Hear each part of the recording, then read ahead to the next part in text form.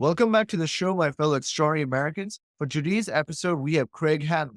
Craig Handley is a serial entrepreneur, speaker, best-selling author, and philanthropist. He's also a songwriter and musician, writing for new artists, up-and-coming superstars, and for sync, TV, and film. When he's not writing hits, he's the best-selling author of Hired to Quit, Inspired to Stay, which shows the way to build a company that fulfills your art's purpose so you can live your dreams. When he gets bored in the evenings, he serves as the VCMO for a small collection of companies, the acting CMO for Viewed.com, and the CEO and founder of his multi-million dollar call center, ListenTrust, which was named number one in business products and services and number 27 overall on Inc. magazine's 505,000 list. His company has done over 500 million and counting in sales within the last 5 years. He has also founded Social Close, a 360 digital marketing company which specializes in creating tailored marketing strategies focused on building brands that monetize and maximize their revenue based on visibility and engagement. He has met and hung out with famous entrepreneurs and celebrities such as Richard Branson, Ringo Starr, Paul McCartney, Akon, Snoop Dogg, and he's even met the Dalai Lama. He's passionate about music and changing lives through the perfect pairing of great business meeting, great music, and he's ecstatic to bring his experience to the music mastery community as a coach and mentor. Craig embodies the American spirit of adventure and entrepreneurship that has made this nation extraordinary in the first place, and I'm honored to have him on the show. Craig, are you there? Yeah, yeah. Hey, Craig, it is an honor to have you on the show. How are you doing today? I'm good. I'm good. Uh, I'm hanging in there. I've got good problems, some other challenges, but like everybody else, but most of them are good problems. I see. So, I mean, we all have problems. It's just about pushing through, right? That's like the entrepreneurial way. But Craig, I know that you're a serial entrepreneur, you're a CEO, and you're a best-selling author. Can you tell us and the audience a little bit more about your background and how you got started? Well, I've always been entrepreneurial. I worked as a paper boy. I always won all the contests. I won the trips to Florida. I worked at an ice cream place and made ice cream, but I was also building golf courses and painting houses and trimming trees. And I was always, doing multiple things. When I was in college, I ran two pizza places. I disc jockeyed at a club on the weekends. I also DJ'd weddings. I umpired baseball and soccer, and I had a job at a hotel doing the night audit all at the same time. Wow. So, so I've always had this entrepreneurial spark, as far as I've never been afraid of hard work. I've always been driven, always tried to do my best at everything I did. I got accepted. I've always wanted to be a musician. I got accepted to Berkeley and Juilliard and couldn't afford either. So I went in the army, served the country, and tried to get college money. So, I'm just one of those guys that's always been doing a lot of different things. Craig, that is, how do you do so many things like simultaneously? And can you tell the audience a little bit more about how like you went from being a paper boy to doing multiple businesses and really successful businesses at that? I was always looking for the hack. I love music. I've always loved music. So disc jockeying at a club, was really easy because you show up at 9 o'clock at night and you play till 2 in the morning or whatever. So that didn't interfere with umpiring baseball or doing basketball games or soccer games. And those paid like, in my day, they paid $70 every time you did a game, roughly. So it was like baseball's about an hour and a half, soccer was an hour, basketball's about an hour and a half. So you really learned how to hack and make a great hourly rate, even though, I could do two games a day during the in season timeframes, on a Saturday, I could do 4 or 5 games. But then the night audit job, you can start at midnight. Well, that job was 11 to 7. So I get in at 11, I do my audit and I catch up on my homework because I was still going to college too. And then I ended up pulling two pizza places I was managing, but I had to show up for those. I was on the schedule, but I wasn't on the schedule because I had to fill in, but I also was the one making the schedule. So I just had all these different things I was doing. Yeah, it's hard to do all those things. Today, I do a lot more than that, but I've surrounded myself with people who do really well with execution. And so the secret, of course, is finding people around you that can fill in the areas that you're not great at. That makes sense? No, yeah, it totally does. But like a lot of people, like they do like their 9 to 5 jobs, and then after they come back home, they're just too tired to do anything else. Or like they don't have like this motivating drive, which obviously you do because you managed to like drive, like you managed to do multiple things and you didn't get tired. Like, what was this motivational factor or this drive or this passion that you had that pushed you to do all of this? I think everybody's got that drive inside of them. It just depends on what you're working on. For me, it's my passion. Writing music or working on music or so, I mean, some of the things I was doing never felt like work. It was passion. So I never get tired. When you're living in the place where you're supposed to live, you don't get tired. No, I mean, totally. Like, but I think in today's society, a lot of people they are disconnected from their passion or their purpose Right. altogether, and Unfortunately, it's almost like they're like robots living in society, just doing what they have to do or like doing what the corporate world wants them to do. But I don't think most people have ever actually found their true passion or their purpose while in order to like succeed in life. Like, what would be your advice to people that have not found their passion or purpose, or they're disconnected from like their true inner self? everybody probably knows what their passion is. I think it's that calling that you felt ever since you were young. Sometimes I think some of those passions look like they're hard to reach. What most people think is that their passion has to be a career. I can tell you that what your passion should do is just make you happy. The funny thing is, when you're happy and you start to work on your passion, it'll take some time, but you'll figure out ways to monetize your passion. Once you start monetizing your passion, you're able to cut back on the job you don't like and start to put more time towards your passion. So it's kind of like a pendulum swinging. You just got to know how to focus and work on your side hustle in a way that it starts to drive revenues until the point where your job is your side hustle. So it's really interesting that you talk about this, right? Because a lot of people like they want to leave their corporate jobs or they want to leave what they're doing right now and they want to follow their passion. And then like their side hustle and monetize it and make it into a business, but they just don't know how to go about doing that. Like, what is your advice for somebody that would want that has a passion for what they're doing, and but it's only like a hobby at this point, and they would like to leave their jobs and like make this a full time thing? So it doesn't feel like work at all. Yeah, it's just got to be a plan. Look, I talk to everybody. Number one, find a circle of other people that love what you do, right? Find a network that you fit into. If you have a passion of being a dancer, but you're living in a circle of zebras, but you're a lion, you should be with the other lions. Funny thing is when you start working with people, no matter what level you're at, some of those people are going to be successful. If you believe in others while they're just starting out, while they're brand new, those same people probably believe in you. And when they're successful, it's inevitable that they drag people along with them. And the funny thing is when those people are successful, the only people they're going to trust are the ones that supported them before they were successful. So I talk to young people all the time. In my phone, I've got at least 600 millionaires and a couple of billionaires. And they weren't billionaires or millionaires when I met them. They were nobodies.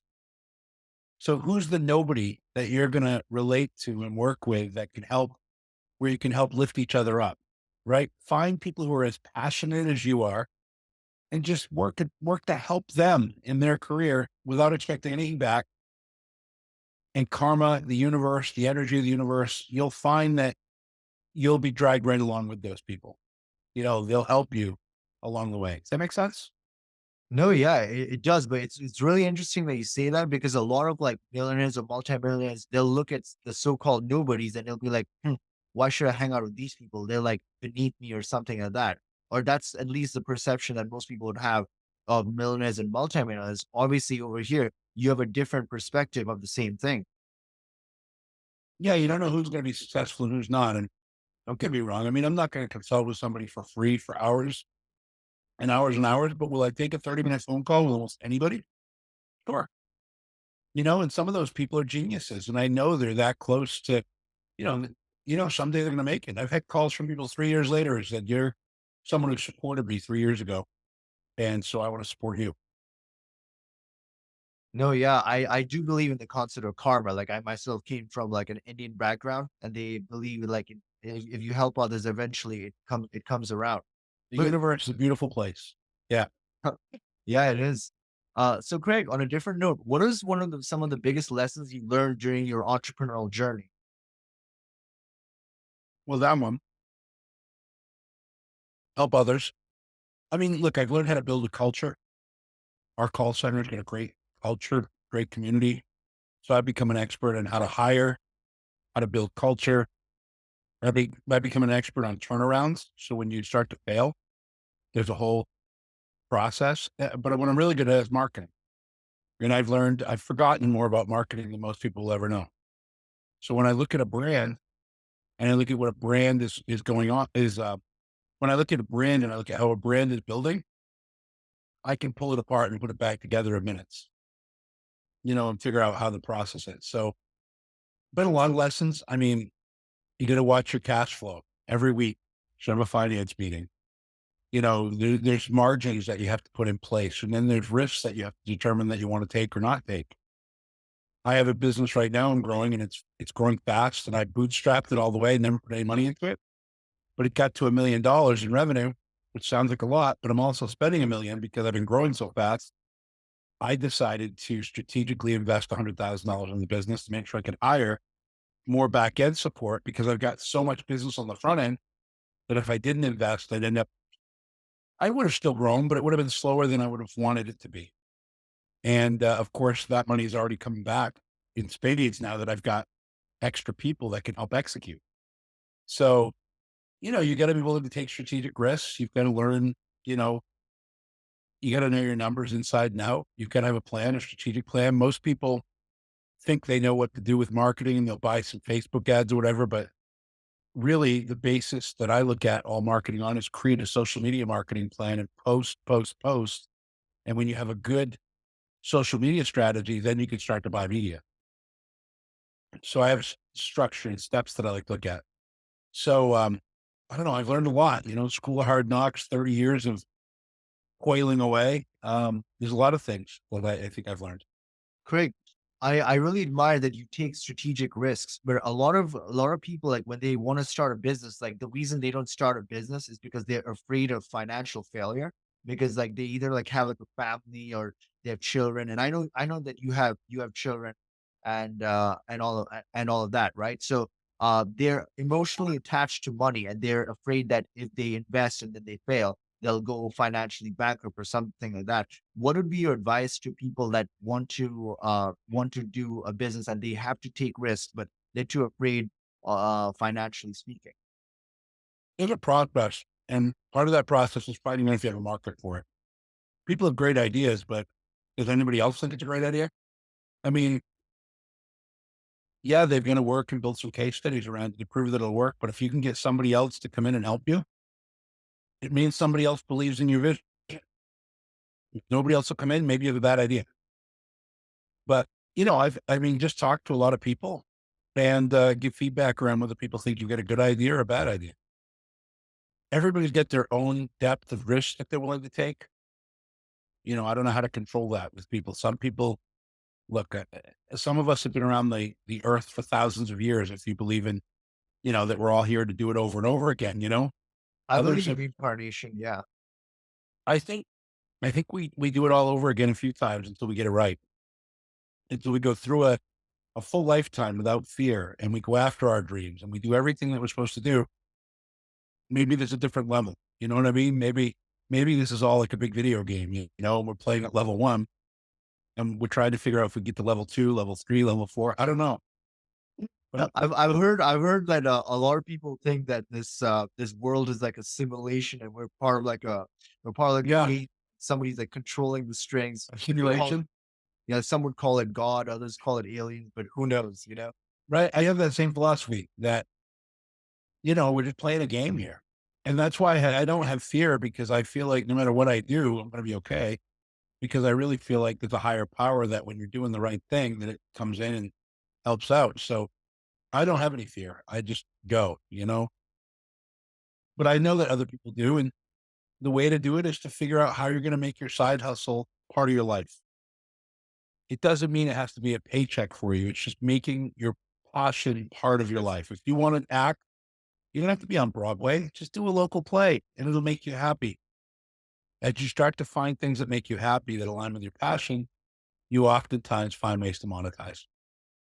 I mean, it is ultimately it's interesting because you know, like America, the American ideal is about the pursuit of happiness.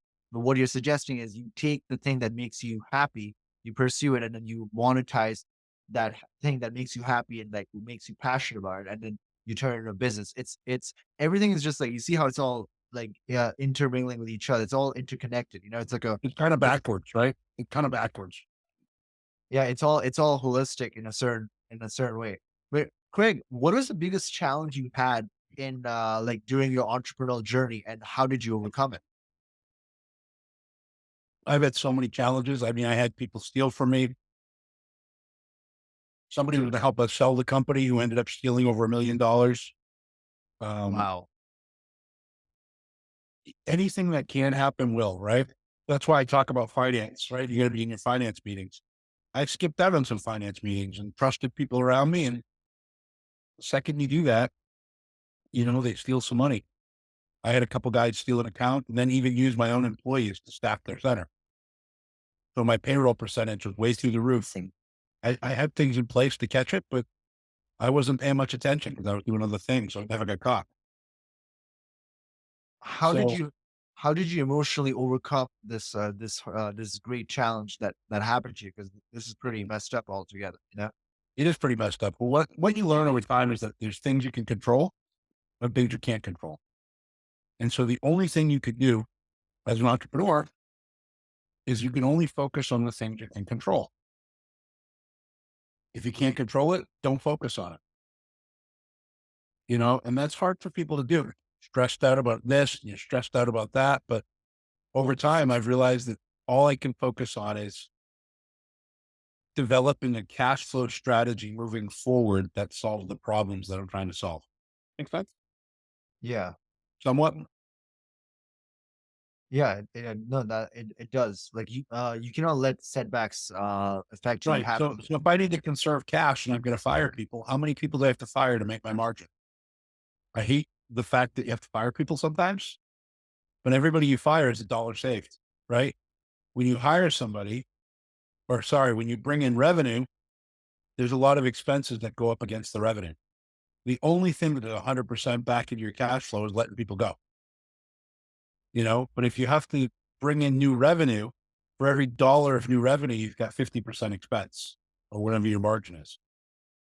So you have to look at where you're going to cut and where you're going to kind of be creative in bringing revenues back in and do your best, but you got to focus on what you can control. I can control finding 10 or 20 people that I need to let go to get my margin right. I can control delaying paying my vendors. I can control me. So I just focus on all the things that I can grab a hold of and I let everything else go. And you just can do the best you can do. And if you have a little bit of faith, it almost always works out. no, that's a great way of thinking. And I do hope like my audience understands that like even if there are setbacks and there are people like you can never control your environment completely, but you just have to push forward and just with the right thing you can just you can eventually succeed, you know? But, but Craig, on a different note, so you know, American identity is about freedom, on the opportunity for a greater life and the pursuit of happiness. And when you're talking about happiness being the being like you should monetize that which makes you happy and passion. Can you tell me and the audience a little bit more about how you see the integration of all of it together and in the great American identity that's played out nationally? Well, for me, passion is my music, right?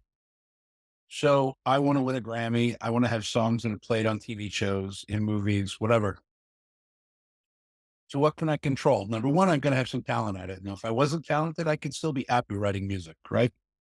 I could still be happy creating songs. Paul McCartney said, writing a song is better than sex because sex is great, but a song lasts longer, you know? Yeah. And he's so right. When I write a record, it's something that is with me forever, It's really every song is like writing a book. It's just such an amazing birth of something special.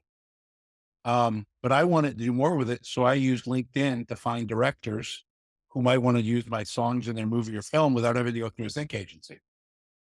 I was like, why does music have to go through an agency? Why can't music be more like Uber, or, where you could just get instead of going to a taxi cab company, you just go directly to the Ubers. Well, I did that same process with music. So I think about where I want to go, what I want to do, and then how am I going to get there? And it's not always through traditional means. I'm working with video game companies to launch artists. I'm talking to NBA about launching their own music label and launching artists through the NBA. And, so I just find creative to go about achieving my dreams. So So for that's me, all. writing a song is great, but I wanted it to be on TV. So I contacted directors. They're the ones who put them in TV shows and movies. Right. And that for me was something control and something I thought I could do. And so I kind of just continued to move forward in the areas where I knew I could, I could put some of my own effort into it. So, Craig, what I'm noticing from you is that you're basically having like the same pioneering spirit that the early Americans in the 1800s had when they went westwards towards, like they were expanding towards the West, and then they Right. had this entrepreneurial spirit, and they were thinking and acting and like figuring out how to solve problems. And this is the same thing that I see in you. Like I know that you travel a lot, and you've even gone to like a volcano, and you've jumped from like an airplane before. Like that's like the same it's the same like adventure spirit that the early Americans in the 19th century had. I personally believe that we have to go back to that old way of thinking, like where we go deep within ourselves and like find out what makes us more adventurous and that what leads to the pioneering thing. So, what would you advise me to Americans that are watching this on how to like unleash that pioneering spirit that is probably dormant within them, but they don't know about it yet?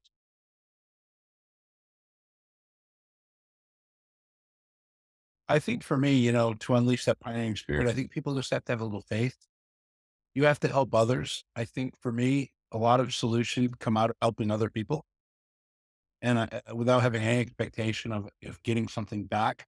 A lot of people think I'm going to get back. I don't think that way. I just try to help others the best I can. And if there's good that comes out of it, that's great. Most of the time, there's an unwritten law called the law of reciprocation. The people that reciprocate are the people I want to work with. The ones that don't usually end up having a couple conversations and I don't spend any more time with them. So I think to open up that pioneering spirit, you just have to have faith and really focus on helping others that are in the categories that you want to be in. You want to be a songwriter, start helping others, talk to them about, how you can help them out. And then see if they don't invite you to a writing session or invite you into a little bit more of an intimate setting where you can get a little bit more personalized, a little bit more involved. So that's how I would do it. I would always look for people that are like-minded or in like space as far as my passions go, and then I would find out how I can help them. Nice. Yeah, that's the principle of reciprocity. Reciprocating is definitely like an important thing. It's something that I try to utilize in my life as well. When I like, yeah. So I see what you're saying. Um, so Craig, uh, what do you think is the biggest hurdle that Americans face when it comes to realizing the American dream, and how would they overcome it from your perspective? I think a lot of people say they're religious, but they don't have any faith. I think you have to believe in yourself more than anybody else could ever believe in you. I think if you believe in yourself, then you can overcome anything. Uh, Unfortunately, so many people don't believe in themselves. I think a lot of people have like environments where people are always judging them and criticizing them and telling them that they're not worth anything or they cannot be like that. So if you let's say that have like I know as entrepreneurs, we never let our environments get the better of us. We'll always adapt and we'll find a way. But from your perspective, if people are in environments where their self-worth is always like environments that create like a low self-worth for them, like what would be like your advice in that case? Let's say, let's say that you yourself want to be a gamer, but you don't feel like you're great at video games. I would have you start playing games and start finding other people that want to play with you. And then wait for the cream to rise to the crop. Maybe the cream is you. or maybe the cream is somebody else, and just ride their coattails, help them, support them. And as they go up, they'll bring you up with them, you know?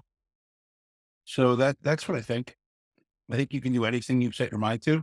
You just have to focus on it and start doing it. Even if it's just a passion and you're not very good at it, there are other people that are good at it. And if you support them, they'll want to support you. No, that's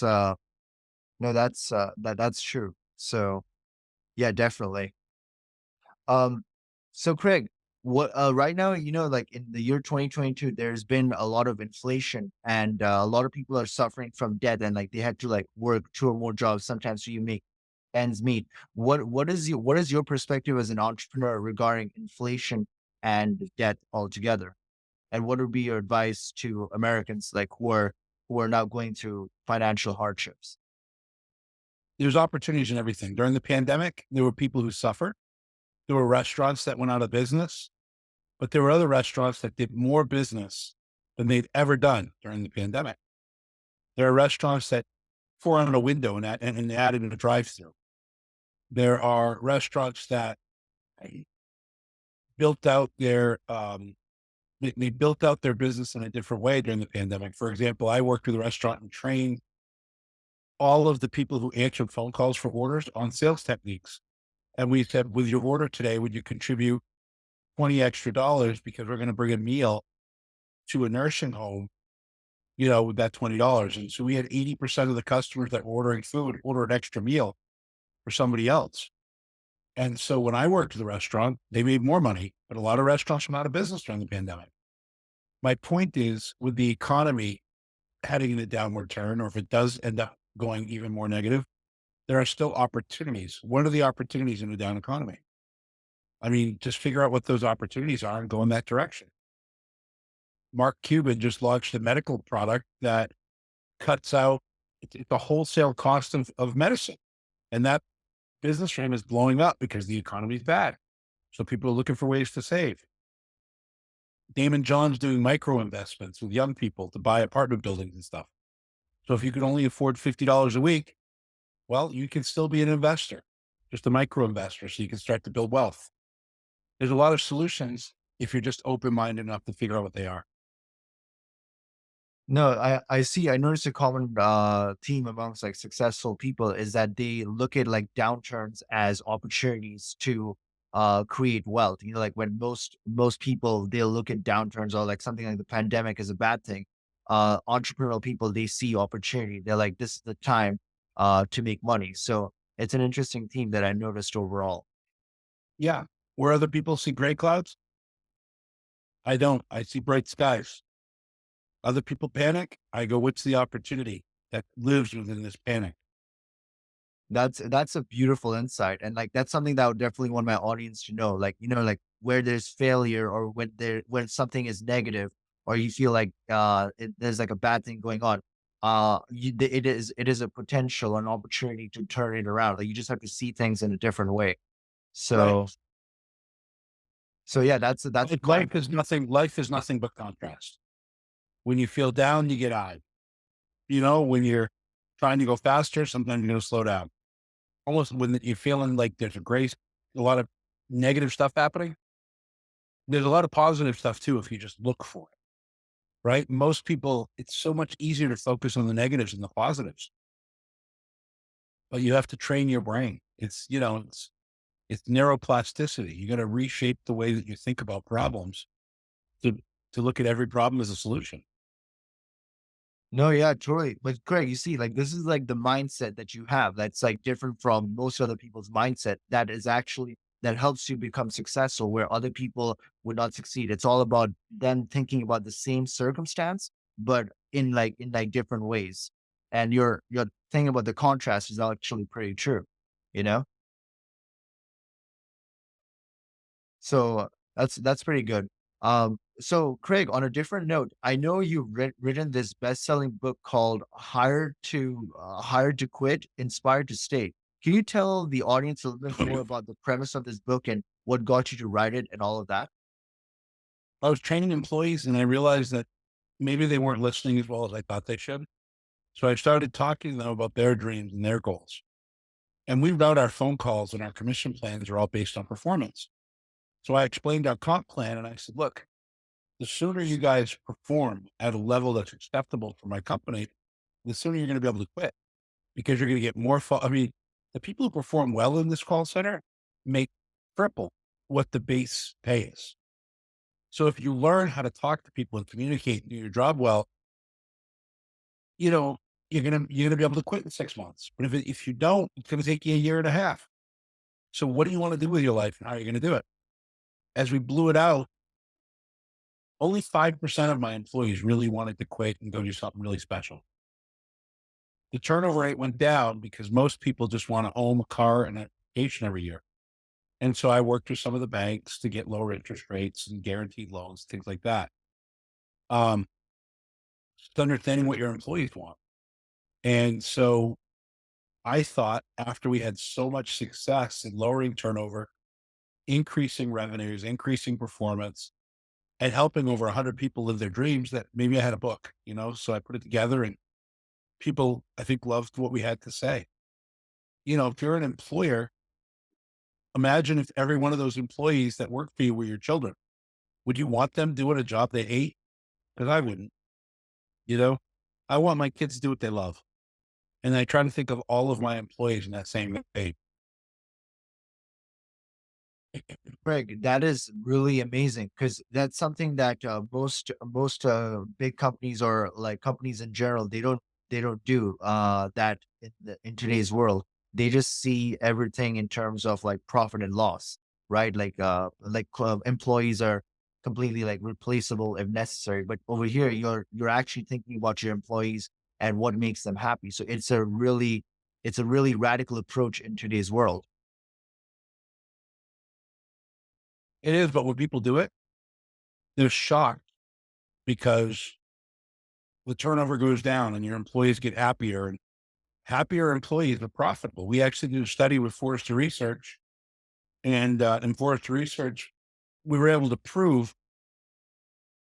So we did a survey and had 45 questions and we said, how do you like the security? How do you like this? How do you like that? And we gave them all a pay raise of $1 and the performance improved as well. But we wanted to try doing 50 cents to charity. And so we tried that as well. Well, the performance numbers with charity were a little bit lower than giving them the dollar directly.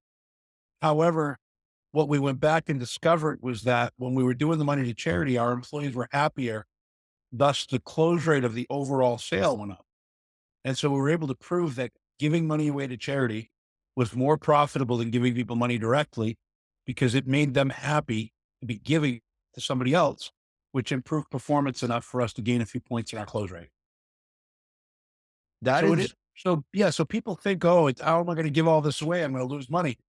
No, it's profitable. Teaching people how to be happy is very profitable. Craig, if this could be adopted on a national level, wouldn't that be great? Because like this is It the would kind be, of yeah. It would be because like awesome.